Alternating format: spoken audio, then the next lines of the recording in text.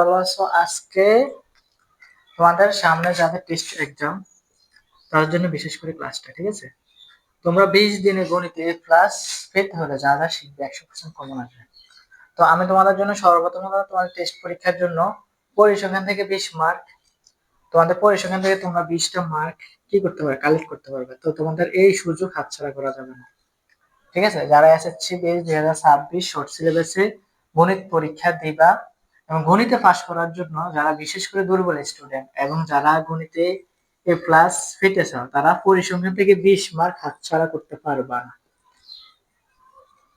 এটা তোমরা তালুবদ্ধ রাখতে হবে। তো এইখান থেকে আমরা 20 মার্ক করার জন্য স্যার কি কি শিখতে হবে, ঠিক আছে?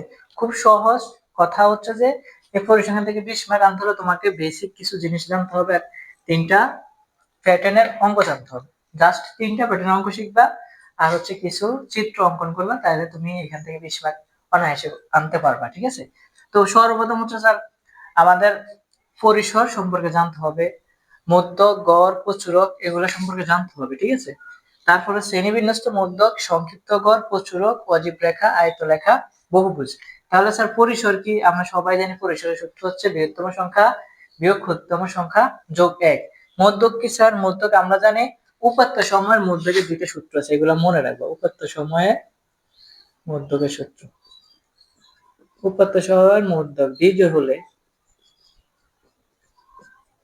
বিজোড় থাকলে তোমার মধ্যকের সূত্র হবে n+1/2 তম পদ।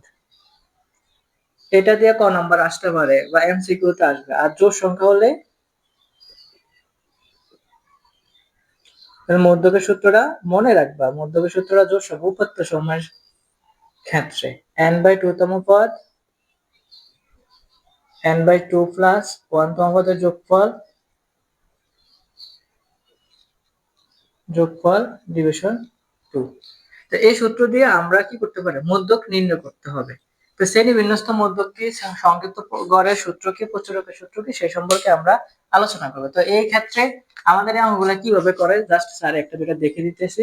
তোমরা যে যে টপিক গুলো বলছো ওই টপিকের অঙ্কগুলো তোমরা শিখবা। সাজেশন ক্লাস সাজেশন দিয়ে দেবো, গণিতের সম্পূর্ণ সাজেশন।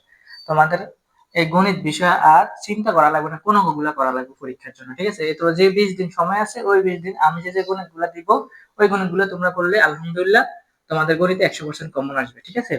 যেরকম এখানে 2, 4, 6, 8, 10 মধ্যক কত যদি বলে, মধ্যক কত, তাহলে তুমি এখানে n ইকুয়াল সংখ্যা লিখবে 1টা 2টা 3টা 4টা 5টা, 5টি। তো বিজোড় সংখ্যা না, তাহলে মধ্যকের সূত্র আমরা কি জানি স্যার? মধ্যকের সূত্র আমরা জানি n+1/2 তম পদ। তাহলে এখানে 5+1/2 তম পদ। তো 5 একে যোগ করলে হয় 6, তো 6/2 তম পদ। তাহলে 3 দুগুণে 6, 3তম। তাহলে 3তম পদ হচ্ছে আমাদের কত?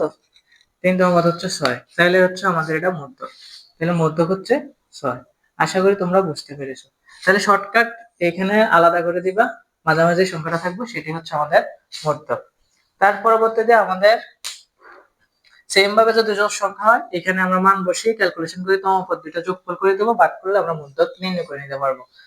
তারপরে আমাদের গড়। গড় কি স্যার? গড় হচ্ছে উপাত্ত সময়ের সমষ্টি উপাত্ত সংখ্যা। গড়ের সূত্র হচ্ছে উপাত্ত সময়ের সমষ্টি উপাত্ত সংখ্যা। তোমার এখানে ধরো এখানে দেওয়া থাকবে 10, 20, 30, 40, 50। গড় কত বলছে? গড় কত? তাহলে গড় কত বললে তুমি কি করবা? সবগুলা যোগ করে দিবা। উপাত্ত সময়ের সমষ্টি উপাত্ত সংখ্যা। স্যার জাস্ট লিখতেছি সূত্রটা। উপাত্ত সময়ের সমষ্টি উপাত্ত সংখ্যা। তাহলে এখানে আমাদের এই সবগুলো যোগ করে দেব। সবগুলো যোগ করে দিয়ে এখানে সংখ্যা 1টা 2টা 3টা 4টা 5টা, 5 হবে। যোগ করে দিলে 10, 20, 30, 60, 60 70, 100, 150। তাহলে 150 3 5 15 30 হয়। তাহলে গড় হচ্ছে গড় গেল। আর প্রচুরক কি স্যার? প্রচুরক আমাদেরকে শিখতে হবে। প্রচুরক আসে আমাদের পরীক্ষার মধ্যে। প্রচুরক হচ্ছে তোমার এখানে আমাদের কতগুলো সংখ্যা দিয়ে দেখবে 4, 6, 8, 10, 12, 12, তারপরে হচ্ছে ধরো 12, তারপরে হচ্ছে 20। তো এখানে সর্বাধিক সংখ্যা 12 কয়বার আছে? 3 বার। তাহলে প্রচুরক হচ্ছে 3। সর্বাধিক বা যে সংখ্যাটা থাকবে সেটা হচ্ছে প্রচুরক। আরেকটা কথা হচ্ছে যে তোমার এখানে দিয়ে দিতে পারে 10, 15, 20, 25, তারপরে 40, তারপর হচ্ছে 45। তো এখানে প্রচুরক কত? এখানে সবচেয়ে বড় সংখ্যা যেটা সেটা হচ্ছে কি প্রচুরক। এবার শ্রেণী বিন্যস্ত মধ্যক, এটা স্টার মার্ক দিয়ে দাও, এটা স্টার মার্ক, এটা স্টার মার্ক, এটা আসবে আসবে আসবে আসবে আসবে আসবে আসবে আসবে আসবে। ঠিক আছে, শ্রেণী বিন্যস্ত মধ্যক তোমাদের পরীক্ষা আসবে। তো শ্রেণী বিন্যস্ত মধ্যক করতে হলে আমাদের কি কি লাগবে? শ্রেণীব্যক্তি লাগবে, গণসংখ্যা লাগবে, আর ক্রমযুক্ত গণসংখ্যা লাগবে।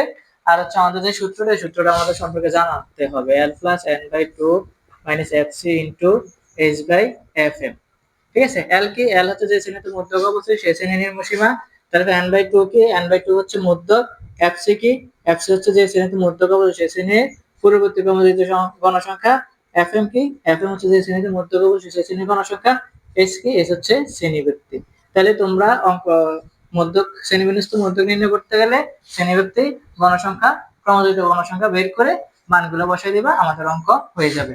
তারপর সংক্ষিপ্ত পদ্ধতি করে, এই যে স্টার মার্ক আসবে আসবে আসবে আসবে আসবে আসবে আসবে আসবে। ঠিক আছে, এই দুইটা আসবে, এই দুইটা থেকে 8 মার্ক তোমরা আনতে পারবে। তাহলে আমাদের গড়ের সূত্রটা কি? গড়ের সূত্রটা আমাদেরকে লিখে দিতে হবে x bar a plus summation fi ui by n into h। এখানে a কি? a হচ্ছে আনুমানিক গড়, a হচ্ছে আনুমানিক গড়। fi কি?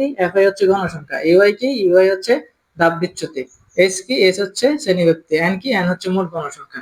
আর সামেশন fi ui মানে তুমি fi ui বলতে কি বুঝেছে? তোমার গণসংখ্যা ধাপ বিচ্যুতি গুণ করে যোগফল বাইর করবা। ঠিক আছে, এটা সমষ্টি বুঝেছে। তাহলে আমাদের সংক্ষিপ্ত পদ্ধতি ব্যবহার করতে হলে কি কি লাগবে? আমাদের লাগবে শ্রেণীব্যক্তি, মধ্যমান, গণসংখ্যা, ধাপ বিচ্যুতি, fi ui। তা আমাদের এই কয়টা গড় করলে আমরা সাধারণত সংক্ষিপ্ত পদ্ধতি গড়টা করতে পারবো। এরপর প্রচুরকের সূত্র কি স্যার? প্রচুরকের সূত্র আমরা জানি,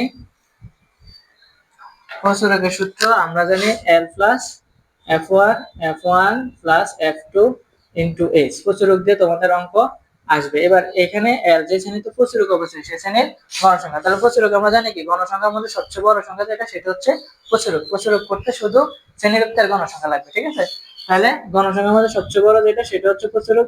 l হচ্ছে যে শ্রেণীতে প্রচুরক অবশ্যই সেই শ্রেণীর নিম্নসীমা।